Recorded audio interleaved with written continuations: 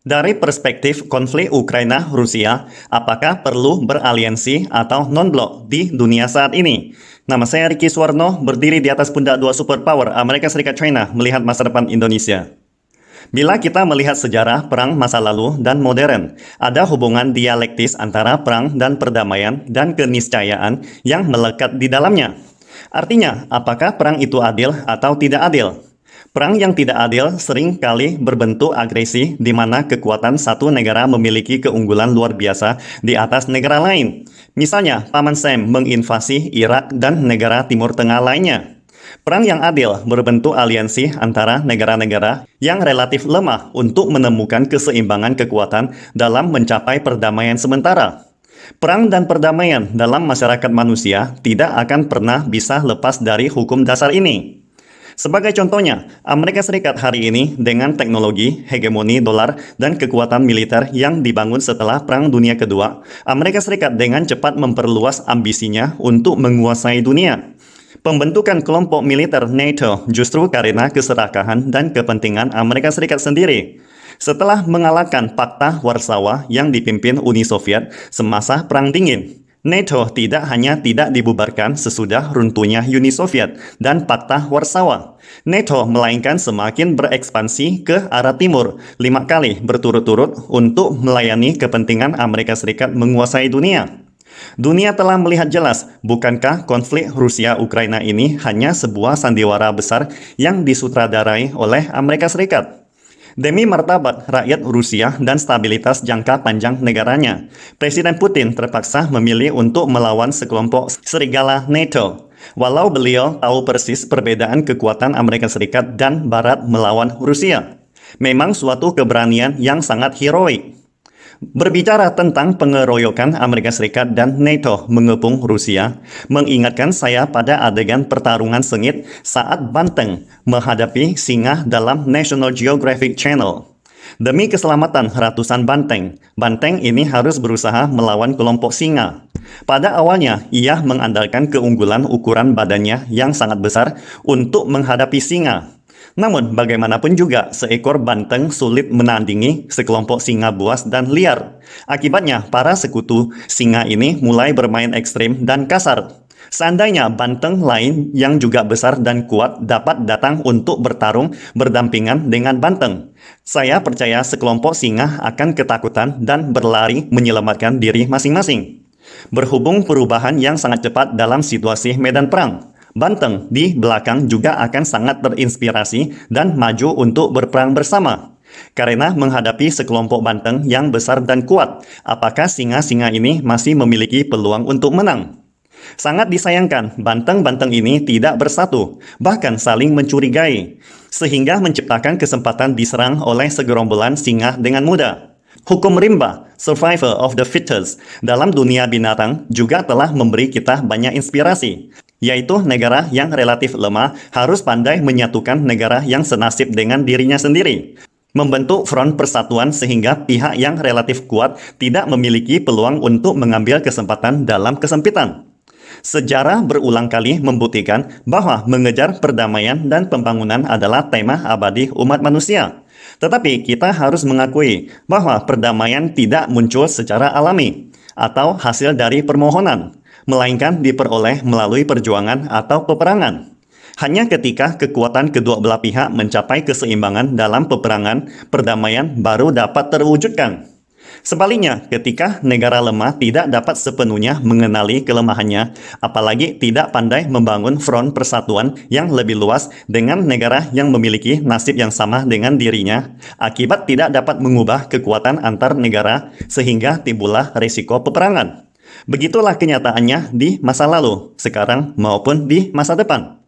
Contoh yang paling sederhana, sebelum Perang Candu pada tahun 1840, di mana China berada dalam keadaan terisolasi, tidak memahami revolusi industri dan revolusi militer Inggris, dan hanya memanjakan diri dengan penghargaan diri sendiri tanpa sekutu. Meskipun PDB China menyumbang lebih dari sepertiga PDB dunia waktu itu, namun industrialisasi dan militer China tertinggal jauh di belakang Inggris, Prancis, Jerman, Amerika Serikat, Rusia, Jepang, Italia, dan Hongaria. Perang selalu berkaitan dengan kekuatan komprehensif suatu negara. Pada saat itu, kekuatan komprehensif China jauh berada di belakang Barat karena pengisolasian diri sendiri. Akibatnya, Perang Candu China pertama dikalahkan pada tahun 1840. Perang Candu kedua dikalahkan oleh pasukan sekutu Inggris dan Prancis pada tahun 1850. Dan Perang China-Jepang juga dikalahkan pada tahun 1894. Termasuk kekalahan oleh 8 pasukan sekutu Barat pada tahun 1900. Mengakibatkan China terpaksa menyerahkan sebagian besar tanah dan penandatanganan serangkaian perjanjian yang tidak setara untuk mempermalukan China, sehingga juga dikenal sebagai sejarah penghinaan China yang berusia seabad. Kemudian, di bawah kepemimpinan Partai Komunis Tiongkok yang dipimpin oleh Chairman Mao, Partai Kuomintang dan Partai Komunis mengesampingkan perselisihan mereka, namun bekerja sama melawan Jepang dan bergabung dengan aliansi anti-fasisme, yang akhirnya mencapai kemenangan besar melawan kolonialisme si Jepang, termasuk perang melawan agresi Amerika Serikat membantu Korea Utara pada tahun 1950-an. Sehingga kekuatan militer tentara China berhasil memainkan kekuatan nasional yang sangat kuat, dan pada akhirnya era baru perdamaian selama 70 tahun berhasil diletakkan sampai hari ini. Pada tahun 1950-an, pembentukan dua kekuatan militer, NATO yang dipimpin oleh Amerika Serikat dan Pakta Warsawa yang dipimpin Uni Soviet, sangat berkemungkinan menyebabkan perang nuklir saat itu. Perlombaan senjata Amerika Serikat dan Uni Soviet terus merayu negara-negara tetangga yang kecil dan lemah ke dalam kubu mereka untuk bertindak sebagai pion. Untuk menghindari penderitaan, negara-negara lemah dan kecil seperti Yugoslavia, India, dan negara lainnya meluncurkan gerakan non-blok. Gerakan non-blok saat itu juga merupakan bentuk aliansi, menyatukan untuk tidak bergabung dengan dua blok militer Amerika Serikat dan Uni Soviet. Tetapi situasi telah berubah. Pakta Warsawa yang dipimpin Uni Soviet telah lama tiada. Seharusnya NATO yang dipimpin Amerika Serikat tidak memiliki alasan untuk tetap eksis. Sebaliknya, NATO terus berekspansi ke arah timur, menekan ruang keamanan strategis Rusia, termasuk aliansi lima mata dunia atau NATO kecil Asia atau mekanisme Indo-Pasifik maupun kartu Taiwan untuk menyeret perkembangan China. Jika pada tahun 50-an, kekuatan ekonomi dan militer China bergabung dengan kubu manapun, China hanya akan menjadi pion. Jika memilih non-blok adalah langkah yang bijaksana. Namun, dengan ukuran ekonomi China dan lompatan kualitatif dalam kekuatan militer hari ini, apakah Paman Sam masih akan memperlakukan China sebagai pion? Presiden Biden telah mengumumkan China adalah pesaing terbesar Amerika Serikat dan akan berupaya segala cara untuk menahan China.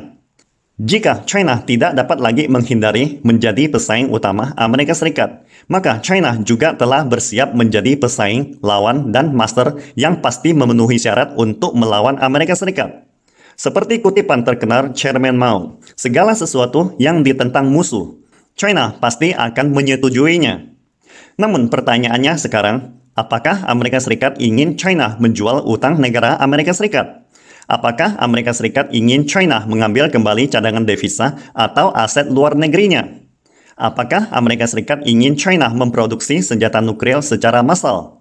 Apakah Amerika Serikat ingin China membeli minyak dan gas alam Rusia? Apakah Amerika Serikat ingin melihat inovasi teknologi terkini China? Apakah Amerika Serikat ingin China membuang dolar dan beralih ke internasionalisasi renminbi? Apakah Amerika Serikat ingin China bersekutu dengan Rusia dan membangun front persatuan untuk menjaga perdamaian dunia?